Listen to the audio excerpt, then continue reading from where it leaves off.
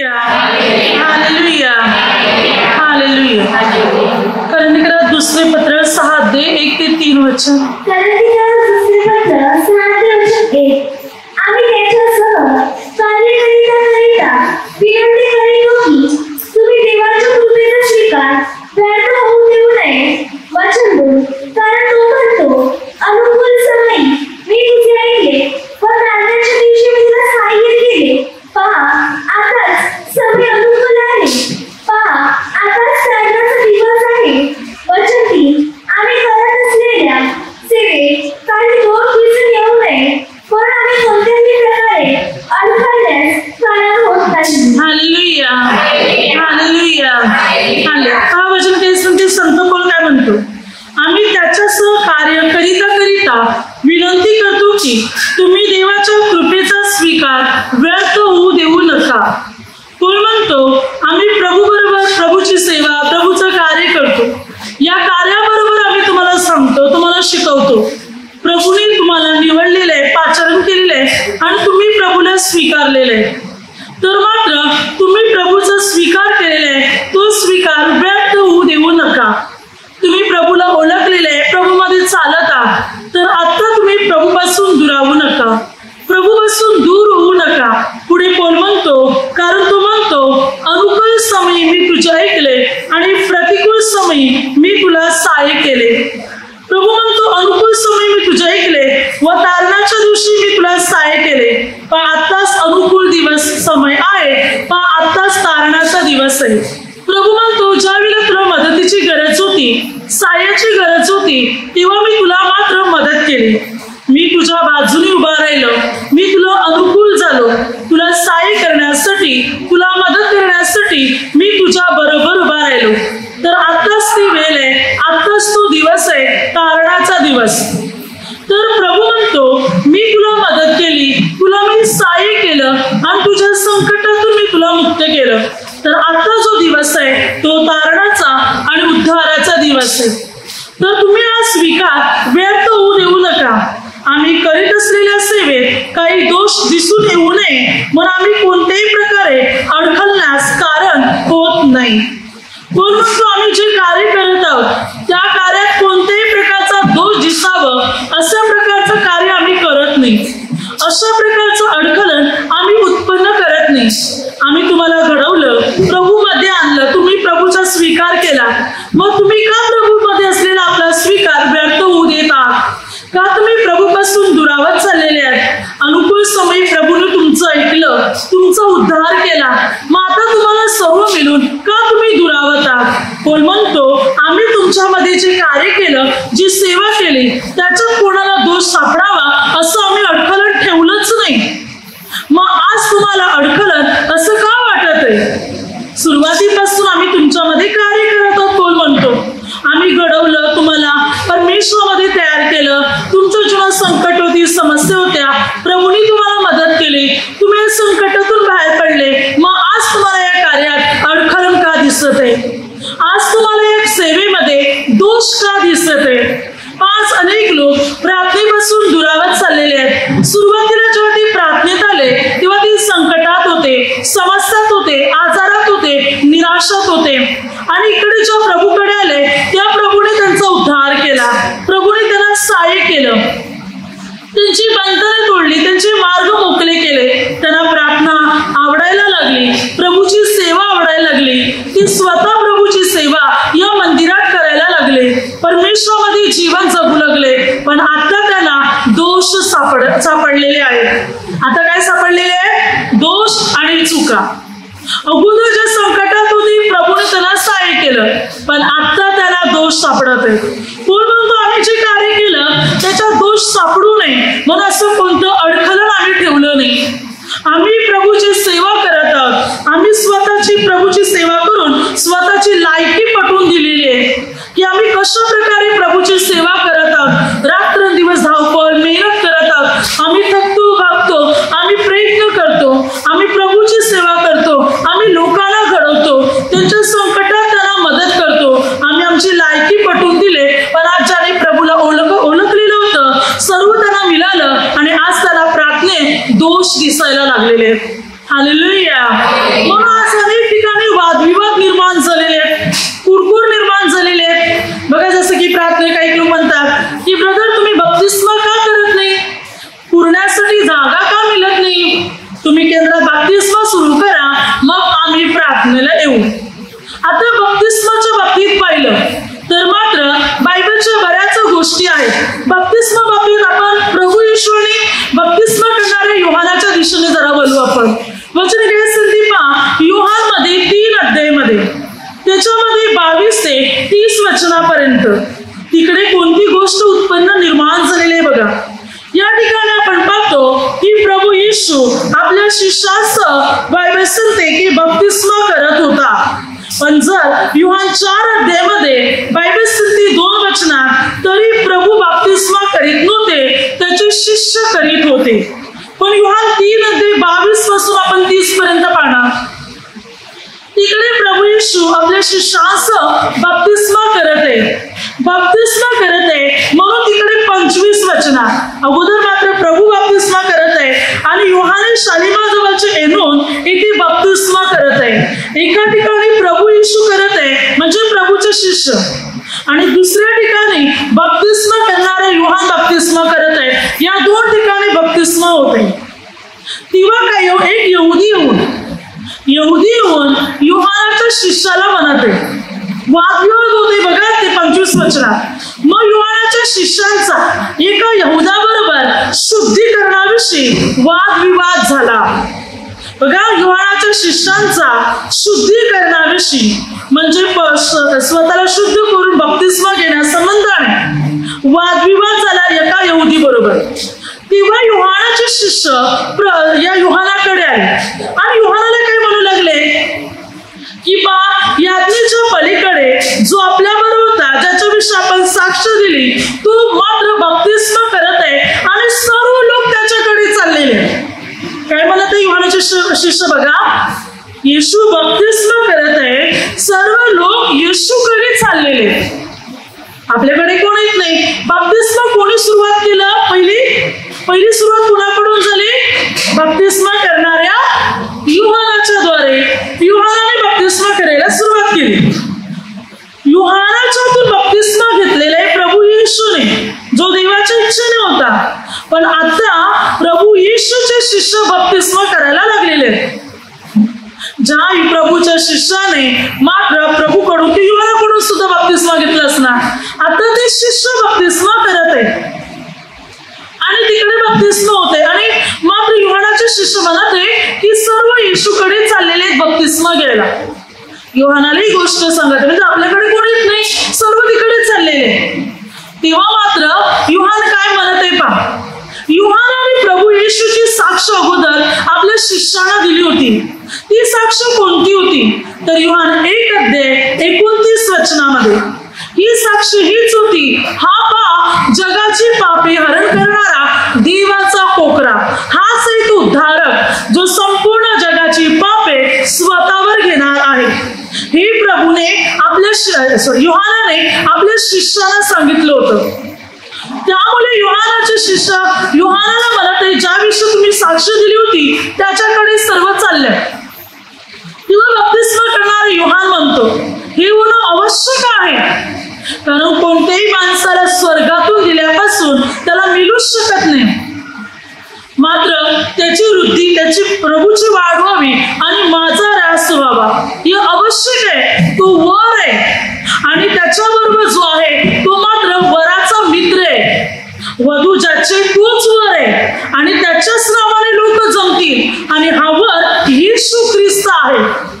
आणि म्हणून माझा ऱ्हास व्हावा आणि त्याची वृद्धी, त्याची वाढ व्हावी. म्हणून सर्व लोक येशूकडे जात आहे. या बाबतीत आपल्याला वाईट वाटून घेण्याची गरज नाही. आता या ठिकाणी वादविवाद झाला होता की लोक येशूकडे का चाललेले आहेत. सत्य त्याने ओळखलं होतं म्हणून येशूकडे चालले होते. तरी येशू बप्तिस्मा करत नव्हता, शिष्य बप्तिस्मा करत होते. पण मन कशी पडली की येशू बप्तिस्मा करत आहे. आता या ठिकाणी लोक येशूकडे चालल्यात, बप्तिस्मा करणाऱ्या योहानापासून डायरेक्ट ज्याने दुनिया बनवले त्याच्याकडे. कुठे चाललेले आहेत? येशूकडे, जो बप्तिस्मा करत नव्हता. इकडे मेन मुद्दा येशू बप्तिस्मा करत नाही, योहान बप्तिस्मा करत आहे. येशूचे शिष्य बप्तिस्मा करत आहे प्रभू येशूने. आणि लोक चाललेत प्रभूकडे, योहानाकडे नाही. तर इकडे मुद्दा काय पहा, तर इकडे बायबल हे शिकवते जे सत्य आहे, जे खरं आहे ते येशू ख्रिस्ताकडे लोक बोलत होते. पण इकडे काय चालले बघा, इकडे काय चाललेलं आहे, जिथे सत्य आहे, जिथे योग्य आहे ते सोडून जिथे मात्र सत्य नाही तिकडे उलट चालले. आपल्याकडे कसं चाललेलं आहे, उलट चाललेलं आहे. हे लोक प्रभूकडे गेले, प्रभू बप्तिस्मा करत नव्हता, योहान करत होता. सुरुवात योहानाने बप्तिस्माची केली आणि मात्र ती प्रभूकडे गेले. का? बप्तिस्मासाठी ती प्रभूकडे जात होती का? लोक भरपूर मोठ्या संख्येने लोक प्रभूकडे येत होते बप्तिस्मासाठी का? नाही. कशासाठी? आरोग्यासाठी, शांतीसाठी, आनंदासाठी, बंधने तुटण्यासाठी, जीवनात अद्भुत चमत्कार घडवण्यासाठी. कारण योहान फक्त बप्तिस्मा देत होता, पण प्रभूकडे सर्व गोष्टी होत्या आणि लोक मोठ्या संख्येने प्रभूकडे जात होते. आता आपण या केंद्रात पाहतो, परमेश्वर अनेक चमत्कार या ठिकाणी करत आहे, अनेक प्रकारे उद्धार करत आहे. मोठमोठे आजार प्रभू येशूने इथे बरे केले आहेत. कॅन्सर असो, एड्सचा आजार असो, डायबिटीजचे, किडनीचे, मुतखड्याचे, मूलव्याधीचे किंवा मोठे मोठे आजार बरे झालेले आहेत. ज्यांना बाळांची देणगी नाही त्याला बाळांची देणगी मिळालेली आहे. ज्यांची नाती जुळत नव्हती त्यांची नाती जुळलेले आहे. किंवा जसं की कुटुंबात पती पत्नीमध्ये भांडणं किंवा इतर गोष्टीमध्ये भांडणं, ती भांडणे मिटून त्यांच्यामध्ये ऐक्य निर्माण झालेले आहे प्रार्थनेच्या द्वारे. अनेक दारू पिणारे, अनेक प्रकारचे वाईट नशा करणारे या लोकांची मुक्तता झालेली आहे. अनेक लोकांच्या जीवनात प्रगती नव्हती, यश नव्हतं, दुःखी संकटात होते, पण प्रार्थनेच्या द्वारे प्रभूने त्यांची प्रगती केलेली आहे. अनेक अद्भुत कार्य, अनेक चमत्कार मात्र प्रभू येशूने घडवलेले आहेत. लोकांना चांगली शिकवण इथे मिळत आहे, चांगली शिस्त देण्यात येते. प्रभूमध्ये कसं वाढावं, गरिबांची सेवा कशी करावी, दानधर्म कसा करावा, लोकांशी प्रेमाने कसं वागावं, क्षमा कशी करावी, समेट कसं करावं या बाबतीत शिकवलं जात आहे या ठिकाणी. तर एवढंच नव्हे तर गोर गरिबांना इथून मदत आणि सहाय्य मिळत आहेत. या केंद्रातून दररोज प्रत्येक दिवशी गरिबांसाठी, जे रस्त्यावर आहेत, जे मानसिक आहेत, जे आजारी आहेत, जे वेडे आहेत किंवा मात्र जे भीक मागत आहेत, अशा लोकांना दररोज इथून जेवणाचे डबे पण मात्र वाटण्यात येत आहेत. अनेक ठिकाणी गोरगरिबांना सहाय्य आणि मदत मिळत आहे, अनेक वस्तूपासून. हे सर्व कार्य या ठिकाणी केलं जात आहे. एवढंच नाही, या केंद्राच्या शाखा जिथे जिथे पसरलेल्या आहेत तिथे प्रार्थना चालू आहे रात्रंदिवस. असं एकही दिवस नाही की मात्र या केंद्राच्या शाखेमध्ये प्रार्थना होत नसेल. प्रतिदिवशी प्रत्येक दिवस प्रार्थने, विशेष करून अरणाला गावामध्ये तिथे दररोज प्रार्थना, दिवस असो की रात्र असो, पण प्रार्थना मात्र चालू राहते. प्रार्थना मात्र चालू आहे, दिवसा पण रात्री पण प्रार्थना नेहमी आणि सतत चालू असतात. सतत प्रार्थना चालू आहे, म्हणजे सतत परमेश्वराची सेवा कार्य, तसे दानधर्म करणे, जेवणाचे डबे वाटणे, अनेक साहित्य वस्तू वाटणे, हे काम सुद्धा चालू आहे. म्हणजे इकडे असं एकही दिवस नाही की तू खाली बसलेला असणार म्हणून. दररोजचं कार्य, दररोजची प्रार्थना, दररोजची सेवा चालू आहे, जसं प्रभू करत होता. अशा प्रकारे कार्य चालूच आहे. तर आता योहानाकडून लोक निघून, जो बप्तिस्मा करत होता त्याच्याकडून निघून लोक येशू ख्रिस्ताकडे गेले. पण आपल्याकडे उलट झालेलं आहे, जिथून लोकांना सर्व मिळते ते सोडून भलत्याच ठिकाणी लोक जात. आणि बोल काय म्हणतो की सुरुवातीला तुम्ही प्रभूमध्ये आले, तुम्हाला मदतीची गरज होती, सहाय्याची गरज होती, प्रभू तुम्हाला मदत केलं, सहाय्य केलं, तुम्ही प्रभूमध्ये वाढले सुद्धा. मग आता तुम्हाला दोष कुठे दिसतात? आम्ही तुमच्यामध्ये कोणतेही दोष सोडले नाही, आम्ही अडखळण्याचं कोणतं कारण सोडलेलं नाही, मग आता तुम्हाला चुका का दिसत आहेत? तुमचा विश्वास कमजोर झालेला आहे, तुमची पावले डगमगलेली आहेत, म्हणूनच तुम्हाला आता प्रार्थनेत दोष आणि चुका दिसत आहेत. हालेलुया. पूर्वी तुम्ही एवढ्या आवडीने, गोडीने येत होता, सहभाग होत होते, साक्ष देत होते, मग आता का विरुद्ध बनल्यात? कारण तुमची पावलं डगमगलेली आहेत, तुमचा विश्वास कमजोर झालेला आहे, म्हणून तुम्हाला दोष दिसत आहे. कोण म्हणतो आम्ही दोष देण्यासारखं काही कारण सोडलंच नाही, पण तुम्हाला दोष दिसत आहे कारण तुमचा विश्वास कमजोर झालेला आहे. Hallelujah, hallelujah, hallelujah. परमेश्वराची सेवा वादविवाद करून, भांडण तंटा करून होत नाही. फिरफिर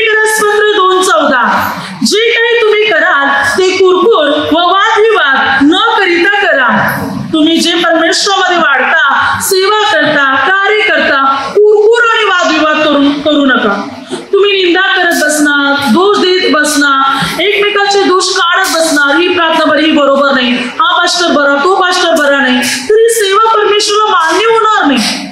प्रभू आपलं कार्य मान्य करणार नाही. म्हणून वचन सांगते, तुम्ही जे करता कुरकुर आणि वादविवाद करू नका. बघा देवाचं कार्य कसं आहे. सुंदर वचनात बायबलमध्ये दिलेलं आहे. तीमोथेला पहिले पत्र 3 अध्याय 16 वचनात सुंदर रीतीने वचन आहे. आपल्याला त्याचं स्पष्टीकरण समजून घ्यायचंय. काय सांगते बघा, सुभक्तीचे रहस्य निर्विवाद व मोठे आहे. तो देहाने प्रगट झाला, आत्म्याने नीतिमान ठरला, देवदूतांच्या दृष्टीस पडला. त्याची राष्ट्रात घोषणा झाली, जगात त्याच्यावर विश्वास ठेवण्यात आला, तो गौरवात वर घेतला गेला. संपूर्ण बायबलच्या गोष्टी एका वचनात जणू काही लिहिलेल्या आहेत. म्हणजे एका वचनात त्याचं स्पष्टीकरण दिले. आपण मुख्य बोल पाहून, सुभक्तीचे रहस्य निर्विवाद मोठे आहे. निर्विवाद या शब्दाचा अर्थ आहे देवाच्या सुभक्तीच्या रहस्यामध्ये बायबल सांगते वादविवाद मिळत नाही. निर्विवाद या शब्दाचा अर्थ आहे वादविवाद नसलेला, शंका नसलेला किंवा विनाकारण विना तक्रार नसलेला. वादविवाद नाही, तक्रार नाही, असं निश्चित असलेला निर्विवाद या शब्दाचा अर्थ आहे. सुभक्तीचे रहस्य असं आहे ज्याच्यात वादविवाद नाही, ज्याच्यात तक्रार मिळत नाही, निश्चित आहे, शांत. बायबल काय सांगते, सुभक्तीचे प्रार्थनेचे रहस्य कसे आहे, शांतीचे. जो सुभक्तीने जीवन जगत आहे, जो प्रार्थनेदायी जीवन जगत आहे, जो खरोखर परमेश्वराचे नियम पाळत आहे, तो वादविवाद करणार नाही, तो तक्रार करणार नाही, तो प्रार्थनेत चुका शोधत बसणार नाही, तो एकमेकाची निंदा करत बसणार नाही. प्रार्थनेमध्ये हे मिळत नाही, बप्तिस्मा होत नाही, पुरायला जागा नाही, हे नाही. सर्वात महत्वाचं जर म्हटलं तर प्रार्थनेत वचनाने चाला, देवाच्या नियमाने आतून आपलं अंतःकरण शुद्ध करा. महत्वाचं आहे अंतःकरण शुद्ध करणं आणि देवाशी जोडणं. बघा प्रेषितांचे कृत्य 15 अध्यायामध्ये ज्या पौलाने कार्य केलं आणि पौल कार्य करीत असताना अनेक परराष्ट्र लोकांचा उद्धार झाला. अनेक परराष्ट्र लोकांनी प्रभू येशूला स्वीकारलं. त्यावेळेला पौल आणि प्रेषित एकत्र जमले. पौलाने प्रेषितांना सांगितलं की मात्र आम्ही परराष्ट्रामध्ये कार्य केलं आणि अनेक लोकांनी प्रभू येशूला स्वीकारलं, अनेक लोकांनी प्रभूवर विश्वास ठेवला. तेव्हा ताबडतोब यहुदी लोकांत वादविवाद सुरू झाला. का सुरू झाला माहिती, त्यांची सुनता झाली. यहुदी लोक काय म्हणू लागले की त्यांची सुनता कुठे झाले, त्याने येशूला स्वीकारले, वचन घोषित केले, पण त्यांची सुनता झालीच पाहिजे. आता पौलाने इतकं सुंदर कार्य त्यांच्यामध्ये केलं होतं, वचनाचा प्रसार केला होता पौलाने आणि त्या प्रसारामुळे अनेक लोकांनी प्रभूला स्वीकारलं होतं, प्रभूकडे वळाले होते. पण यहुदी लोकांत वेगळाच नियम सुरू झाला, सुनता झालीच पाहिजे. सुनता झाली तरच आपण तिथे कार्य करायचं, नाहीतर नाही, तरच ते देवातले लोक, नाहीतर ते अशुद्ध आहे. सुनता झालीच पाहिजे. आणि यावरून मोठा वादविवाद सुरू झाला त्यांच्यामध्ये. कार्य करून कार्य नाही अशी परिस्थिती झाली तिकडे. तेव्हा ही गोष्ट प्रेषितांपर्यंत आल्यानंतर प्रेषिताने सर्वांना जमवलं आणि प्रेषिताने मात्र त्यांच्यामध्ये भाषण केलं. आणि या भाषणामध्ये काय म्हटलं की मात्र प्रेषित तिकडे म्हणत आहे की सुनता झाली पाहिजे असं ते म्हणत नाही, किंवा परराष्ट्र लोकांनी सुनता करून घेतली पाहिजे असं पण त्याने सांगितलं नाही. तर पेत्राने एक पत्र लिहायला सांगितलं. प्रेषिताने पेत्राने एक पत्र लिहायला सांगितलं आणि त्या पत्रात असं लिहिलं की या परराष्ट्र लोकांमध्ये पण गोंधळ झाला. त्यामुळे या यहुदी लोकांनी जाऊन तिकडे पण गोंधळ निर्माण केला. जिकडे पौलाने कार्य केलं होतं, सुंदर रीतीने ते देवाकडे वळले होते, विश्वास ठेवत होते, वचन ऐकत होते, पण ज्यांची सुनता झाली होती तिथे त्याने जाऊन तिकडे मात्र गोंधळ निर्माण केला. हल्ली बघा बाप्तिस्मा झाला पाहिजे किंवा बाप्तिस्मा या अमुक ठिकाणी पाहिजेत म्हणजे पाहिजे तर आम्ही प्रार्थनेला येणार, नाहीतर येणार नाही, अशा गोष्टी चालत नाही लोकांमध्ये. बाप्तिस्मा कोणी घ्यावा, खरोखर तुमची पूर्ण घडण झालेली आहे, तुम्ही देवाच्या सेवेला पूर्ण तयार आहात तर बाप्तिस्मा घ्या. तुम्ही तल्यात मल्यात आहे तर बाप्तिस्मा घेऊन तुम्ही स्वतः शाप आणणार. बाप्तिस्मा कोण घेऊ शकतो, ज्याची पूर्ण तयारी झालेली आहे, मी प्रभूमध्ये स्थिर आहे, मी प्रभूची सेवा करत आहे, मी प्रभू बाप्तिस्मा घ्या, काही हरकत नाही. पण तल्यात आणि मल्यात पूर्ण तयारीने, स्थिर नाही, पवित्र नाही, परमेश्वराची सेवा करत नाही, तर बाप्तिस्मा घेऊन देवाचा अपमान करतो. आणि या ठिकाणी ज्या लोकांनी प्रभूला स्वीकारलं होतं त्यांच्यामध्ये पण यहुदी लोकांनी जाऊन गोंधळ निर्माण केला. सुनता झालीच पाहिजे तुमची, तरच तुम्ही देवाचे लोक आहात, नाही तर तुम्ही अशुद्ध. आणि त्यामुळे सर्व ठिकाणी गोंधळ निर्माण झाला होता. ही गोष्ट पौल प्रेषितांपर्यंत येऊन पोहोचली. म्हणून प्रेषिताने पेत्राने पत्र लिहायला सांगितलं की मात्र परराष्ट्र लोकांना तुम्ही आमचे बांधव आहात. आम्ही तुम्हाला लिहून पाठवतो तुमच्याकडे जे लोक आले होते ज्याने तुमच्यामध्ये गोंधळ निर्माण केला, पण आम्ही तसं त्याला सांगितलं नव्हतं किंवा तशा प्रकारे बोलायला पाठवलंही नव्हतं आम्ही त्यांना.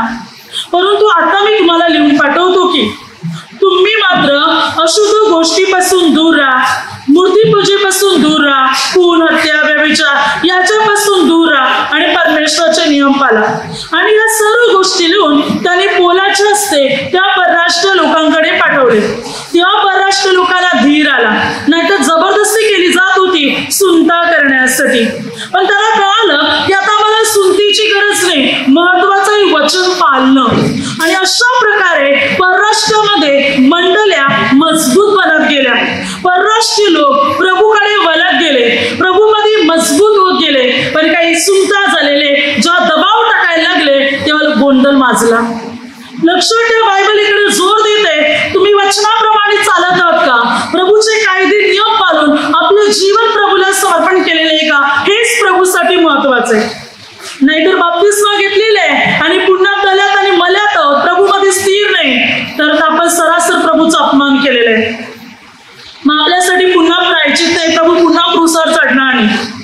प्रभूमध्ये स्थिर राहणं महत्वाचं आहे. पौलाने पण स्तेफनच्या घराण्याशिवाय कोणाचा बाप्तिस्मा केला नव्हता. पौलाचा उद्देश हा होता बाप्तिस्मा करणं नव्हे, सुवार्तेची घोषणा करणं. पौलाच्यातून अनेक लोकांनी प्रभूला स्वीकारलं. सर्वांचा बाप्तिस्मा झाला नव्हता, पण तरी जे मजबूत राहिले ते स्वर्गात गेले. पण आज अनेक लोकांनी बायबलच्या वचनाचा चुकीचा अर्थ काढलेला आहे आणि चुकीच्या गोष्टीवरून वादविवाद सुरू आहेत. जसं की बघा बायबल काय सांगते या संबंधाने आपल्याला. वचन सांगते की मात्र तिमोथेला दुसरे पत्र 2:23 मूर्खपणाच्या व अज्ञानाच्या वादविवाद विषयापासून दूर राहा, कारण त्यापासून भांडणे उत्पन्न होतात हे तुला ठाऊक आहे. काय सांगते, मूर्खपणाच्या आणि अज्ञानाच्या वादविवादापासून दूर राहा. त्यापासून भांडणे निर्माण होणार, त्यापासून समस्या निर्माण होणार, संकटे निर्माण होणार. म्हणून वचन सांगते त्यांच्यापासून दूर राहा, भांडणं वादविवाद करू नका. त्याच्याने आणखी गोंधळ निर्माण होणार.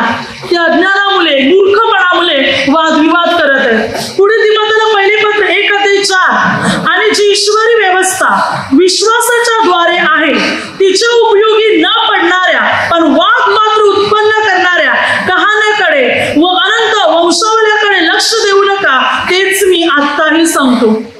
ज्या गोष्टी तुमच्यामध्ये भांडणं निर्माण करतील, वादविवाद निर्माण करतील, बायबल सांगते त्याकडे लक्ष पण देऊ नका. वंशावल्या, कहाण्या, गोष्टी बाजूला करा. तुम्हाला प्रभूमध्ये कसं दृढ राहता येईल, प्रभूची सेवा कशी करता येईल त्याकडे लक्ष द्या. त्याच्यावर मांडणे, त्याच्यावर मांडणे, बायबल सांगते त्या गोष्टी बाजूला करा. तो विषयच काढू नका. देवाने घडवले तर देवाकडे लक्ष, त्याची सेवा करणं, त्याचं कार्य करणं. आता लक्ष द्या, प्रभू येशू येणार आहे. माझ्याने जितकं होईल तितकं मला कार्य केलं पाहिजे, जितकं होईल तितकं पवित्र राहिलं पाहिजे, जितकं प्रयत्न करतील तितके आत्मे येशूकडे आणले पाहिजे. यासाठी प्रयत्न करा, दुसऱ्या गोष्टीसाठी नाही. यासाठी प्रयत्न करा. माझा बाप्तिस्मा झाला पाहिजे, या लोकांचा झाला पाहिजे, पुरायला जागा पाहिजे. नंतर काय करणार? पुरायची जागा तर कबरेतच राहण्याचा विचार करतो, वर जायचा विचार कधी करणार? म्हणून बायबल सांगते सर्व गोष्टीपासून बाजूला होता. आता पुढे लक्ष द्या परमेश्वराच्या सेवेत. इब्रिलोकास पत्रामध्ये 6 अध्याय पुढे 6 अध्यायामध्ये 1 वचनापासून काय सांगते बा. तर वचन सांगते तेव्हा निर्जीव कृत्याबद्दलचा पश्चाताप, देवावरचा विश्वास आणि बाप्तिस्माचे आणि हात वर ठेवण्याचे, मृताच्या पुनरुत्थानाचे व सार्वकालिक न्यायाचे शिक्षण हा पाया पुन्हा न घालता आपण ख्रिस्ताविषयीच्या प्राथमिक बाबी संबंधाने बोलत राहण्याचे सोडून कोणते जाण्याचा नेटाने प्रयत्न करूया. काय सांगते वचन? आता सर्व बाप्तिस्माच्या गोष्टी किंवा पुनरुत्थानाच्या गोष्टी, इतर बाबी संबंधाने गोष्टी सर्व आता बाजूला करा. आता पोट झालेल्या ख्रिस्तामध्ये मुलावलेल्या मजबूत झालेल्या आता नेटाने प्रयत्न करायचा आहे देवाच्या राज्यासाठी झटण्याचा. आता काय करायचंय? हे बप्तिस्मा, निर्जीव गोष्टीचा पश्चाताप किंवा इतर बाबी सर्व बाजूला करा. बायबल सांगते हे सोडून द्या. आता नेटाने यत्न करा, प्रयत्न करा की त्या राज्यासाठी मला काय करता येईल, देवाच्या राज्यासाठी मला कसं झटता येईल यासाठी प्रयत्न करा. बाकी गोष्टी बाजूला करा. बायबल सांगते आता होईल तितका प्रयत्न करून देवाच्या सुवार्तेची घोषणा करा. अनेक आत्मिक ख्रिस्ताकडे आणा, सत्याकडे आणा. यासाठी बायबल आपल्याला प्रेरणा देते. भांडण किंवा मात्र वादविवाद या सर्व गोष्टी आपल्याला बाजूला करायच्या आहेत आणि प्रभूच्या वचनानुसार नियमानुसार चालायचंय. पिताला पत्र 3 परंतु मूर्खपणाची वाद, वंशावल्या, कलह व नियमशास्त्राविषयीची भांडणे यापासून दूर राहा, कारण ती निरुपयोगी व व्यर्थ आहे. काय सांगते बायबल? सांगते भांडणे, वादविवाद भले ते नियमशास्त्रा संबंधाने असो किंवा वंशावल्या, कलह कोणत्याही संबंधाने असो, दूर राहता. त्या गोष्टी बाजूला करा. लक्ष द्या. कार्य काय दिले आपल्याला, सेवा काय दिली ती पुरी करायची. प्रसार, सुवार्तेची घोषणा, लोकांना ख्रिस्ताकडे आणणे, त्यांचं मन परिवर्तन करणे, बप्तिस्मा देणे, हे करणे ते करणे नव्हे. आता मेन आपलं कार्य आहे लोकांचं हृदय परिवर्तन करणे, त्यांना ख्रिस्ताची ओळख करून देणे, पापाच्या घाणीतून त्यांना बाहेर काढणे, नशेतून त्यांना मुक्त करणे, जिवंत देवाची ओळख त्यांना पटवून देणे. हे आपलं काम आहे, ही आपली जबाबदारी आहे आणि हे आता आपल्याला करायचं आहे. आपण पोट झालेले आहोत, आपण मोठे झालेले आहोत, आपण वयात आलेले आहोत प्रभूच्या शिक्षणाप्रमाणे. तर आता आपलं जबाबदारी आहे परमेश्वराची सेवा पुढे नेणं, परमेश्वराचं कार्य पुढे नेणं. बाकीच्या लहान सहान गोष्टी बाजूला करा आणि स्वार्थीची घोषणा करायला सुरुवात करा. हालेलुया. जे कार्य आपल्याला सोपून देण्यात आलेले त्याकडे मात्र आपल्याला लक्ष द्यायचंय. म्हणून बघा बप्तिस्मा करणारा योहान होता, त्याला सोडून लोक येशूकडे गेले. येशू तिथे चमत्कार करत होते, आरोग्य देत होते, बंधने तोडत होते. पण आता वेळ आहे प्रभू येशूकडे वळण्याची, माणसाकडे वळण्याची नाही, जिवंत प्रभूकडे.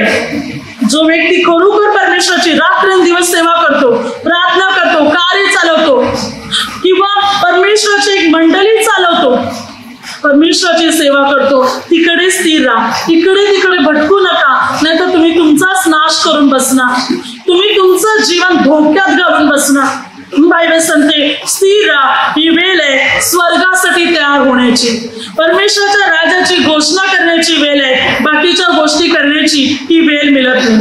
आणि या बाबतीत आपण स्थिर राहणार, प्रभूच्या वचना, प्रभूच्या नियमा आणि प्रभूच्या आज्ञेत चालणार. तर खरोखर आपण स्वर्गीय राज्यासाठी पूर्ण रीतीने तयार केलेले, मुलावलेले आणि मजबूत केलेले आपण बनले जाणार.